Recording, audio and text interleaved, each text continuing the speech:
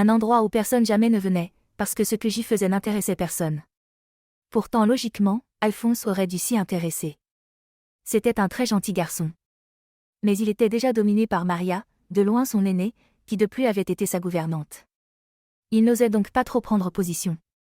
Il a pourtant été le seul avec Johanna et Joséphine à s'apercevoir de quelque chose. Et moi, naïf et téméraire, je passais des heures et des jours enfermé seul dans un pigeonnier à copier Rubens et Leonardo. Excusez du peu. À cet âge, on n'a pas froid aux yeux. Je copiais d'ailleurs à peu près tout ce qui me passait par la main.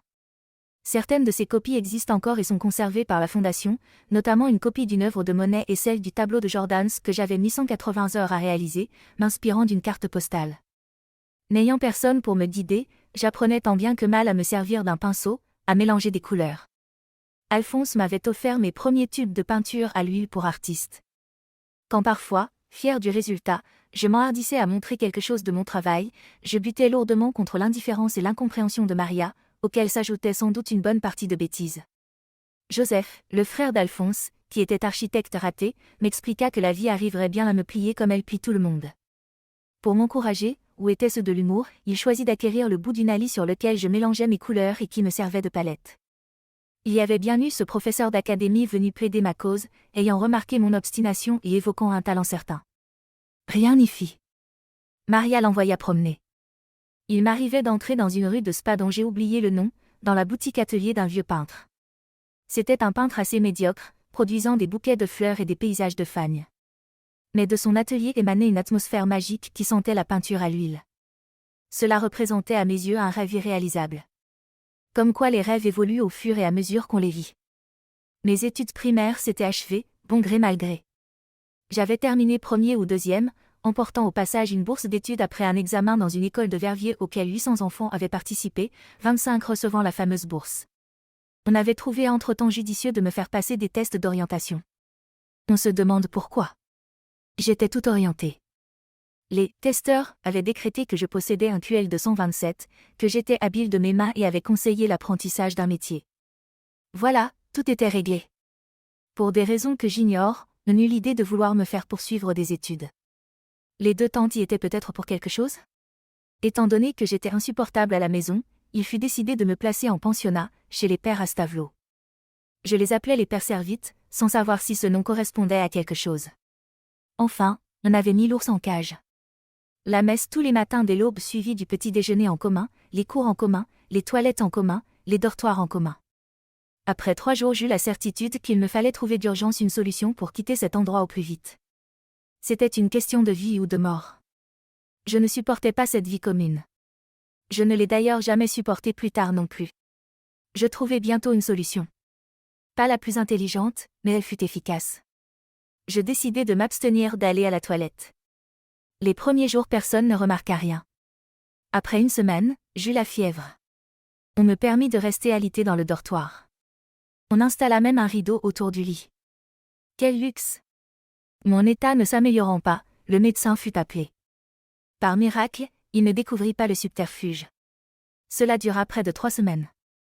Finalement, devenant un problème pour l'institution, on décida de me renvoyer chez moi. Jamais il n'est venu à l'idée de Maria que j'ai pu être en danger. Ni alors, ni avant, ni jamais. Mon retour, non prévu, engendra une colère intense chez Maria. Puisqu'il en était ainsi, je pouvais quitter la maison et n'y revenir qu'après avoir trouvé du travail. Je me souviens clairement être partie, habillée d'une chemise orange, sous la pluie battante et être revenue avec le soleil et un travail. Le fournisseur en peinture de la droguerie connaissait un patron peintre qui cherchait un apprenti ouvrier. Ce fut moi. Je ne trouvais pas la situation extraordinaire, mais je n'avais pas le choix. Je commençai donc l'apprentissage d'un métier dont bien des aspects me serviraient plus tard. L'entreprise dont les ateliers étaient situés à Heuzy, près de Verviers, se composait de plusieurs ouvriers peintres. La rencontre avec le monde ouvrier fut un nouveau choc pour moi. Je compris vite qu'il n'existait et qu'il n'existerait jamais aucune similitude, aucun trait d'union entre cette mentalité et la mienne. Il y a des exceptions à la règle, mais je pense que ces exceptions ne restent pas longtemps dans ce milieu. Un des premiers jours de travail, j'assistais à la scène suivante. Nous étions un ouvrier et moi au 2e étage d'un bâtiment à repeindre. De grandes baies vitrées donnaient sur le parking, d'où le patron peintre pouvait voir ses ouvriers au travail. L'ouvrier près de moi effectuait de larges gestes, promenant son pinceau de gauche à droite et vice-versa. Si bien que le patron le voyait travailler avec ardeur. Seulement, il ne mettait jamais de peinture sur son pinceau et avait ainsi l'impression de rouler son monde. Je lui fis remarquer que l'effort serait le même avec ou sans peinture. Je m'étais fait mon premier ennemi. Je devais m'en faire bien d'autres par la suite. Je compris également très vite que ce patron, loin de vouloir m'apprendre quelque chose, cherchait surtout une main-d'œuvre bon marché. Je ne gagnais pratiquement rien à l'époque. Je ressentais un véritable mépris pour cet entourage. Le soir, l'autobus me ramenait à mon grenier, où, muni d'autres pinceaux et de couleurs, parfois déjà d'alcool, j'essayais d'effacer un monde inutile et mesquin, jusqu'au lendemain. Mais dès l'aube, tout recommençait. Ce que je vivais le soir n'intéressait toujours personne et ce que j'étais obligé de vivre pendant la journée ne m'intéressait pas. Je m'isolais de plus en plus et y devenais très désagréable pour les autres. Curieusement, j'ai peu de souvenirs de Johanna et de Joséphine à cette époque. En moi, tout au fond, sourdait déjà le vague projet de partir. De partir définitivement. Mais j'étais trop jeune, toujours dépendant de la volonté de Maria. Il fallait que je devienne encore un peu plus invivable pour forcer la décision. Je m'étais fait un copain. Il s'appelait Léon. Il était encore plus bizarre que moi. Il était mon aîné de 2 ou 3 ans. Nous partions souvent le week-end en forêt, dans la région de Hockey. Nous passions la nuit dans une remise, petite baraque en bois qui avait jadis servi aux ouvriers du chemin de fer. Les lignes étaient désaffectées depuis longtemps, les arbres poussaient au milieu des rails. Léon, qui possédait une bonne connaissance des fagnes, me fit ainsi découvrir toute cette belle région. Nous étions 2 ours en liberté. Dans les cafés du village, la bière coulait à flot et nous pouvions malgré notre jeune âge en obtenir tant que nous voulions. Nous rentrions souvent ivres, retrouvant par habitude la cabane au fond des bois. Je m'habituais dangereusement à l'alcool. À la maison, personne ne s'opposait à mes absences régulières. Maria me cria un jour que je devenais un alcoolique et un bon à rien comme Charles. Ce fut à peu près tout ce qui fut entrepris pour m'éloigner de l'alcool. Alphonse fut à sa façon et une fois de plus, le premier à se rendre compte que je n'apprendrais jamais grand-chose au milieu des ouvriers de Verviers. Je déclarai au patron exploiteur que je partais, que je quittais son entreprise pour ne plus y revenir. Cela se passa très vite et rien n'aurait pu me faire changer d'avis. Grâce à Foncy, ce ne fut pas une nouvelle guerre avec Maria. Il connaissait un autre patron peintre-décorateur qui travaillait seul et qui était d'un niveau bien supérieur au premier. Au moins, pourrais-je ainsi apprendre correctement le métier. Il faut le reconnaître, ma situation professionnelle s'améliora du jour au lendemain. Bien sûr, il y eut des points négatifs. J'en parlerai plus loin. Mais, entre autres, la confrontation avec le monde ouvrier s'arrêta là. C'était déjà extraordinaire. Le nouveau patron, Monsieur H, était un excellent artisan. À partir de ce moment, j'appris pas mal de choses. Le temps qui me séparait de mon départ définitif servirait à quelque chose. Monsieur H avait eu, lui aussi, il y a longtemps, l'ambition de devenir artiste un jour. Le mariage avait coupé court à ses projets, il avait épousé une femme, elle aussi autoritaire et dominante. Cela explique probablement le manque de réaction qu'il témoigna à son tour quand je lui montrai certaines de mes œuvres. À ses yeux, il s'agissait de copies sans beaucoup d'intérêt et de plus, comme je suis très travailleur de nature, il avait peut-être peur de me voir partir. Après quelques mois, j'étais capable de me débrouiller seul sur un chantier. Je devenais donc très rentable pour lui. Je gagnais, à l'époque, 500 francs par semaine.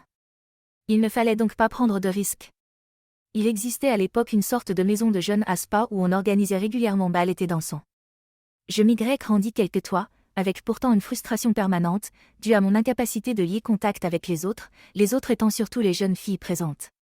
J'étais devenue à ce point compliqué que je faisais fuir tout le monde. Cela se terminait toujours au comptoir de la salle où je buvais jusqu'à l'ivresse complète. Je regagnais alors tant bien que mal mon grenier, où mon état ne me permettait évidemment pas de faire quoi que ce soit. J'ai avalé un jour une partie d'un tube de peinture jaune, n'arrivant pas à peindre le soleil, étant trop ivre. On dirait du Van Gogh. Je fus malade, mais pas plus avance. J'ai fini par porter une alliance pour faire croire autour de moi que j'étais mariée et pour mettre ainsi un terme aux moqueries des autres. C'est à cette époque qu'Alphonse et Maria firent construire une maison dans les collines environnantes. Entourée de forêts magnifiques, elle offrait, d'un côté, une vue panoramique découvrant toute la ville. Cette maison devait être l'aboutissement de leur rêve commun. Le frère d'Alphonse réalisa les plans. Je disposais d'une pièce, disons d'un débarras, sous le toit. Elle avait la dimension d'un grand lit et on ne pouvait pas s'y tenir debout. Sur le seul mur de la pièce, j'avais accroché une copie d'un tableau de Matisse, réalisé par Alphonse quelques années auparavant. Je ne trouvais pas vraiment important que l'endroit qu'on m'avait réservé fût tellement exigu. J'y venais uniquement pour dormir. Je disposais d'ailleurs toujours de mon grenier au-dessus du magasin où je me rendais après le travail.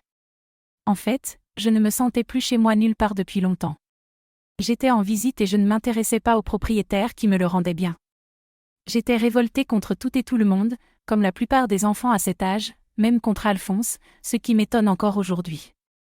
Sans doute las des disputes et des malentendus, il avait logiquement opté pour le camp de sa femme.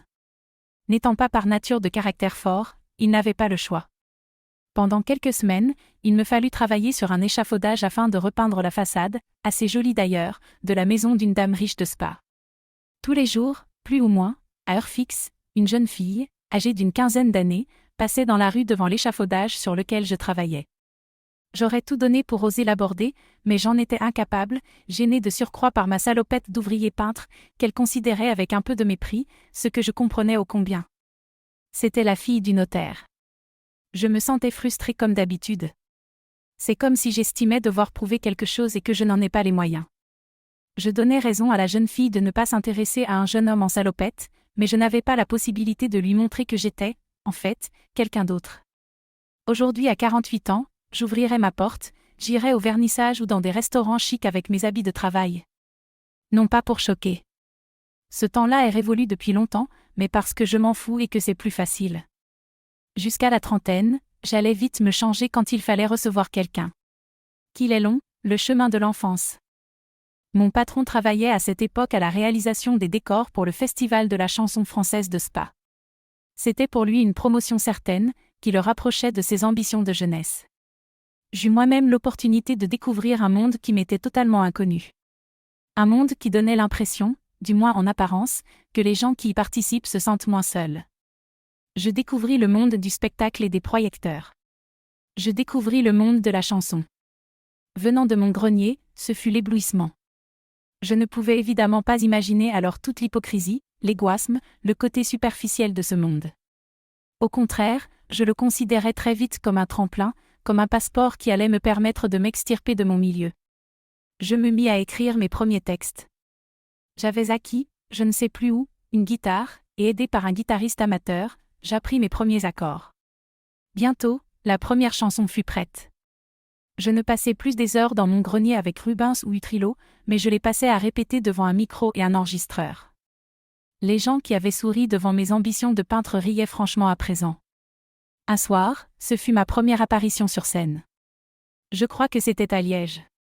Je me souviens avoir fait pipi dans ma culotte, tout en continuant à chanter. Quel spectacle! Ce trac qui ne devait plus me quitter et m'enlever 75% de mes moyens, a été un des arguments qui, quelques années plus tard, m'incitèrent à reprendre les pinceaux. Je rencontrai un vrai musicien qui avait obtenu un prix de violoncelle au conservatoire et qui commença à orchestrer mes chansons et à les transcrire sur les partitions. Je passai un examen à la SABAM à Bruxelles. Je fus reçu comme auteur. Nous participions à des petits spectacles régionaux auxquels nous nous rendions, entassés à 5 ou 6 personnes plus les instruments dans une minuscule Renault. Cela ne rapportait rien, mais je n'étais plus seule à faire quelque chose. J'avais beaucoup d'admiration pour Georges Chelon et pour Brel. Plus tard, j'ai ajouté Ferré. Il m'arriva de participer à un concours, le tremplin des vedettes, à Verviers. Ce fut la première et la dernière fois. L'horreur totale. Je terminai avant-dernier. Toujours le trac.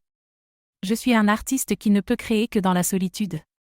Paradoxalement, cette solitude est devenue un de mes grands problèmes aujourd'hui, 30 ou 35 ans plus tard, et je sais qu'il en sera ainsi, 8 heures par jour, pour le reste de ma vie.